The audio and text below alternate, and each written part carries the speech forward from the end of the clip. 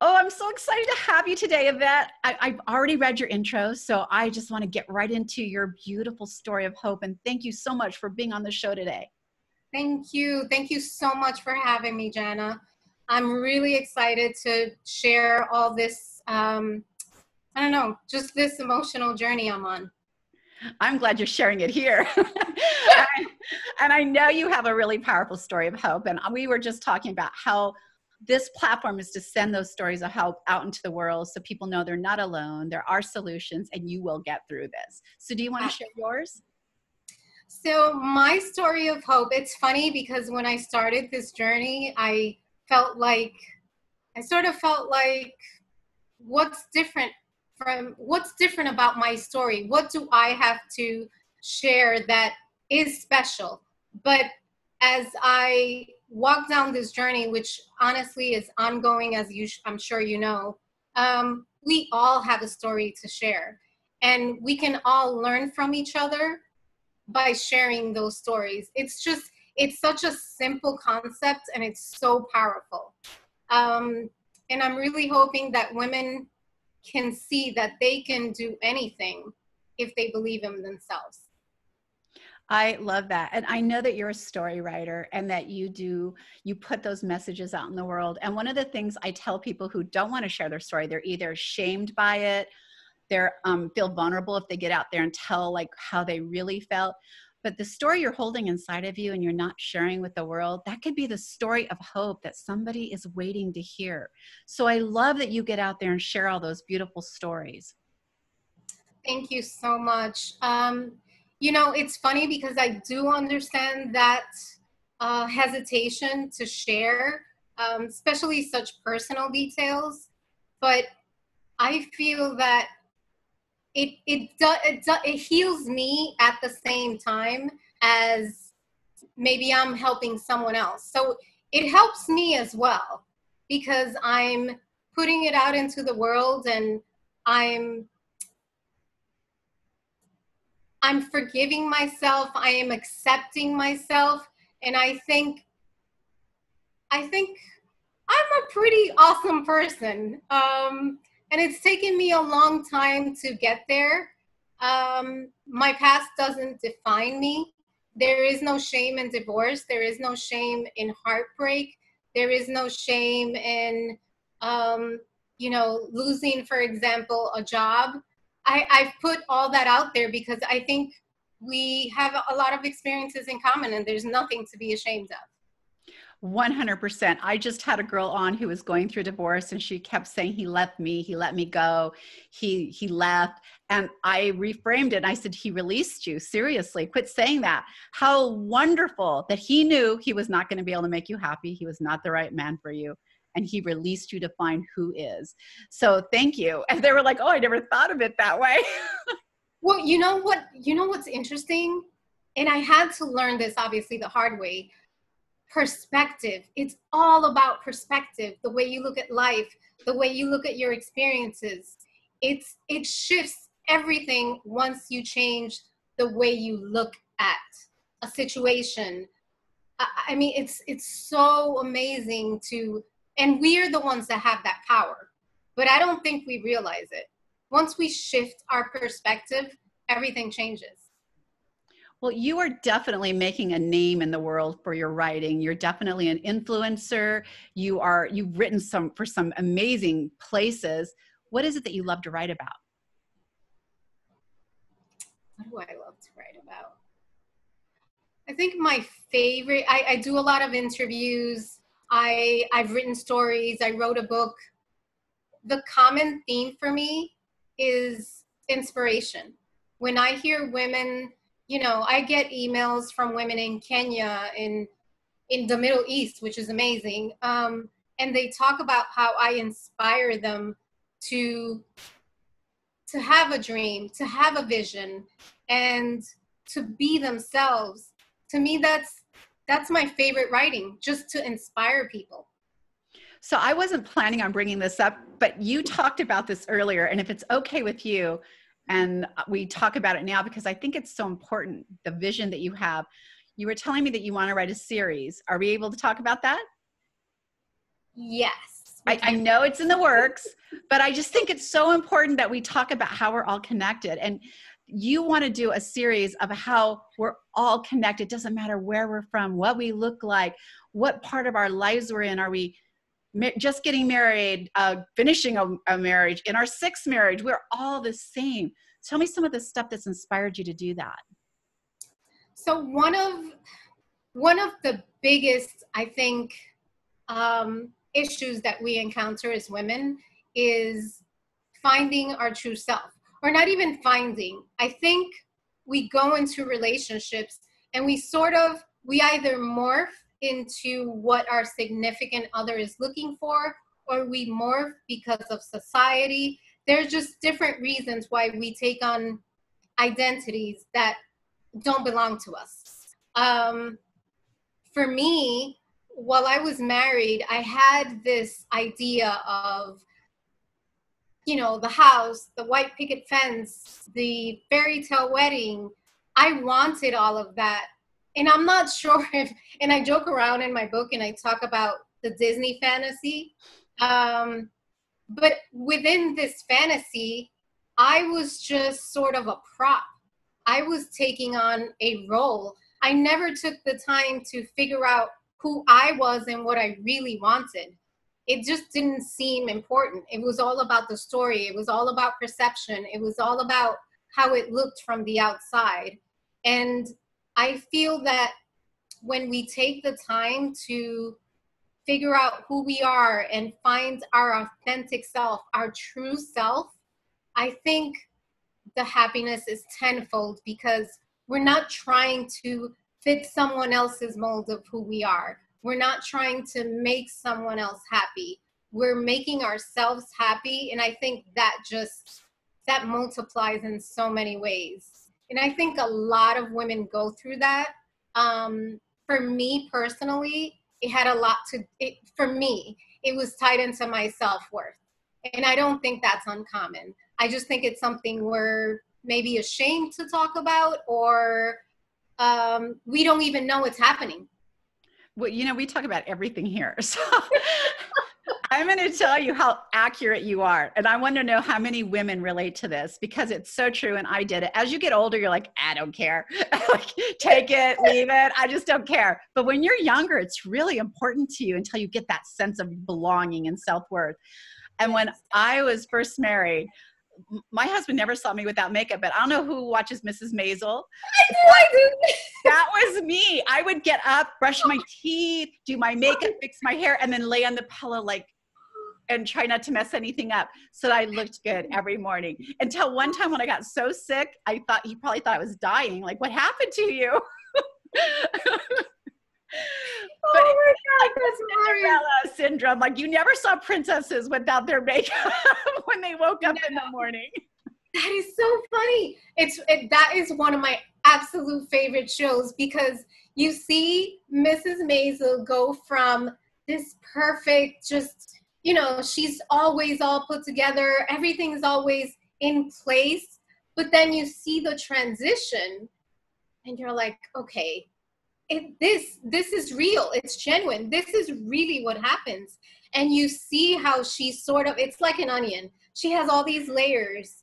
And it's one of my favorite shows for that reason. It's like a journey of self-discovery, right? She thought she was happy in that marriage and it was perfect and it looked like it was put in this beautiful box, but inside it was messy.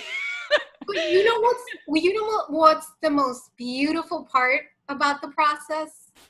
Once you tap into that self-love, it changes you forever. You can't compromise who you are anymore. Once that happens, you just can't. And it can be painful, because you'll come across people who you can't be with because you can't be yourself. So it can be just as painful. 100%. I know as getting older, you do tap into yourself a little bit better. Not that you don't go through this again in phases, which is great. It's all learning. But as you get older, you do kind of find your own and you get comfortable in it. And it doesn't really matter what people think. You're like, I don't care. Oh my, it's really interesting, because I don't do comparison. But I look at the relationship, my marriage, and then I look at my current relationship. I've been with my boyfriend for close to 7 years now. And it's such a freedom to be able to just be me. You know, like you mentioned, no makeup. I've gotten sick as a dog, and he's literally been the one holding my head up. And to me, that's love. When you see someone in their vulnerable state and you still embrace them and you accept them, to me, that's love. I think it's funny that men don't seem to suffer from this. Don't you love it? They don't like care what they look like in the morning or how their breath smells. And I mean, they do flex once in a while, but they don't have the same self-value issues that women have. And again, tying us all together doesn't matter. I've done interviews with people from India, from Spain, from the UK, and they all have the same insecurities. They're all looking to fit in, to be accepted, to find love, to find friendship, to connect. We're all doing the same thing. It's just awesome. It's awesome, really. And that's one of the things that is becoming, it becomes stronger and stronger. I want to find ways, and I do it through the interviews that I do on AW. I do it through just different messages that I put out on my blog or on my social media. But I want to somehow help women understand that whether we're rich or, you know, working our 9 to 5s, or we are French or Italian or Latina, we truly do have a common thread. It's there. As a gender, we have so many of the same issues. And, you know, myself, I've been one to judge harshly at some point or another, and I'll think, well, what could we have in common? What could we talk about? And when you sit at a table with someone and you hear their story, don't be surprised that some of the same issues you're struggling with, she is too. And I love it. And that's why I love doing what I do, because I get to see that and feel that. And it's empowering and it's inspiring. You know what? You hit the nail on the head. I work building global influencers, right, online, and they want to know how to stand out, how to be unique. And when I tell them their story is their brand, it's their beacon of light that they're throwing out into the world and shining out there, and those people that they're attracting are the ones that need to come in, and they can't do that if they don't share it. As painful as it may be, when I have to speak on stage and people see me at my healthy stage, I can see that they're not engaged in the conversation. They're kind of sitting back in their chairs. And the minute my before and after picture pop up, I hear a gasp. I do. I hear people go, "What? No, that's not her." And they lean forward and engage in the conversation, because all of a sudden, my weakest moment where I looked awful, I felt awful, connected with them, right? As a human being, like, if she can do that, I could do it. I can do anything if she can do that. So Absolutely. us showing those bruises and those scars and those mistakes, however embarrassing they are, really help other people grow and connect us to them. You know what's interesting? You know, being just on social media and the blog, I resisted for a long time from putting my face in front of AW. I wanted it to be about the stories. And a mentor told me, you know, people have to see you. People connect, you know, just by seeing you. It's important that they see who the person is behind the story. So, you know, I've been sharing more and more, and I'll be honest, the past week has been tough between the pandemic and working 2 full-time jobs and being a mom and, you know, having a relationship. And I literally I work from 8 to 5 and then 5 to 1 in the morning, writing and, you know, doing my marketing. And I just got to a point where I was exhausted. I felt like I was going to literally have a meltdown. And, you know, I know a lot of women were raised like this, but, you know, you have to be strong. You have to put up a front. You have to, you know, show that everything's fine. And today I posted a slide and it was my picture, and I was honest. I had several days where, you know, I didn't put my makeup on and I was in loungewear, and I was struggling. I was struggling because I was exhausted of just everything. And the pandemic has really, it's had an effect on all of us in some way or other. But I pushed through the moment, and I said, you know what? This is me, and it's okay. To be my greatest self doesn't mean I have to be great every day. I just have to try consistently to be great. But I don't have to be great all the time. And I'm not. I'm not okay all the time. So it's really interesting because it's an ongoing journey. It doesn't stop. By the way, I call those heartbeats. Every time we share something like that, that's so personable, so like in tune to us, we're putting heartbeats out into the world and connecting with other people. So I love that you did that. I want to talk about you putting your face out and your story out. You hit the nail right on the head, because have you ever seen a realtor's business card? They always have their photo on them, or they're sitting on benches or on the bus. I never understood that, by the way. Well, I'm going to tell you, because I didn't either. And I asked, right? So I asked someone, like, you guys are pretty vain. Like, you have to have your photo there. And sometimes you don't quite look like you do on the photo because it's a few years old.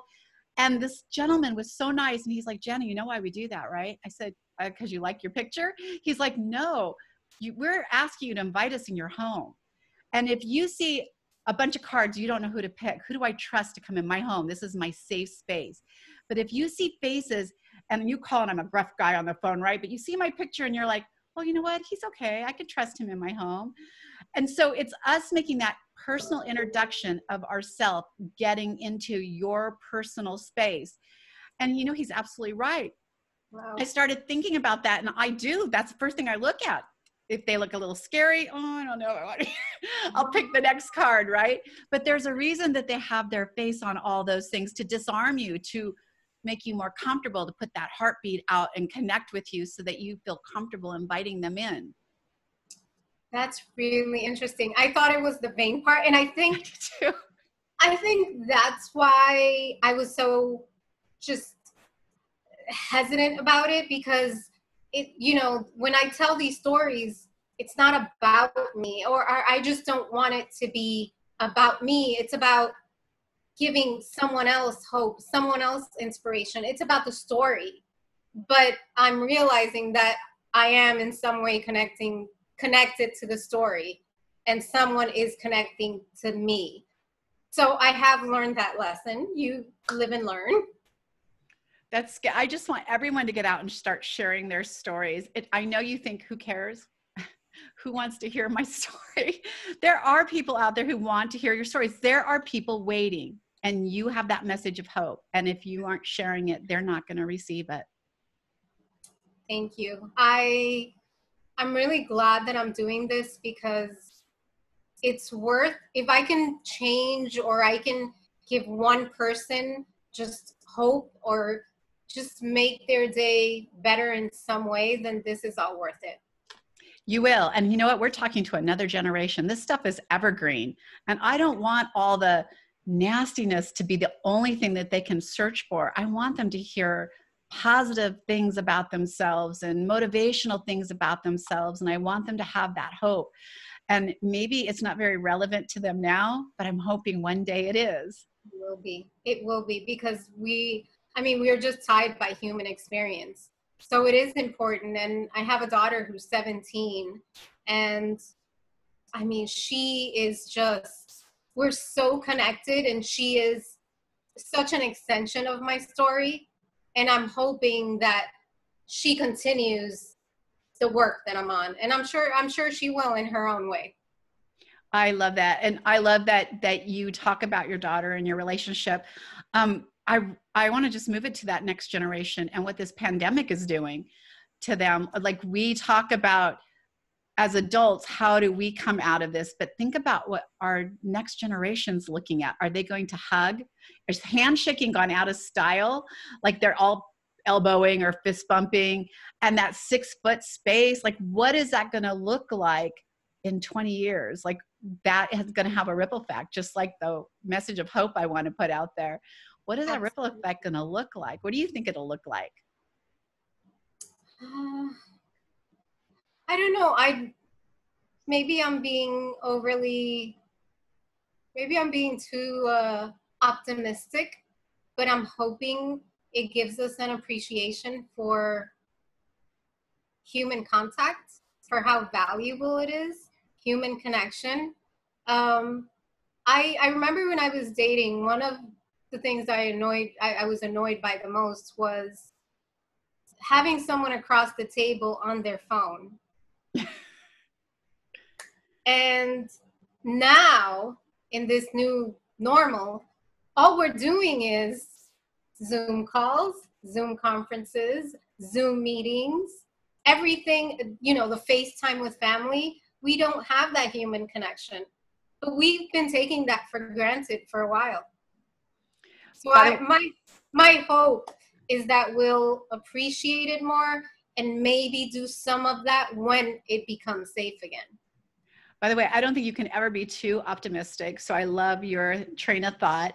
And I agree. Like, I actually never thought of that. I thought that we are going to be raising a generation of germaphobes that are disconnected from human contact and, have that fear of catching something. And I get it. Right now we're in a pandemic, but how does that relate to later? I love what you just said because it gives me a whole new way of seeing things.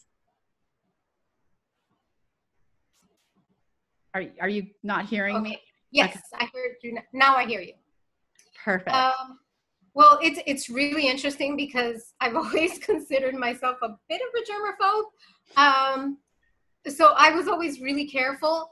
But even with that, I just have hope that we can find the positive in everything that's happened and maybe think twice about how we interact with our loved ones.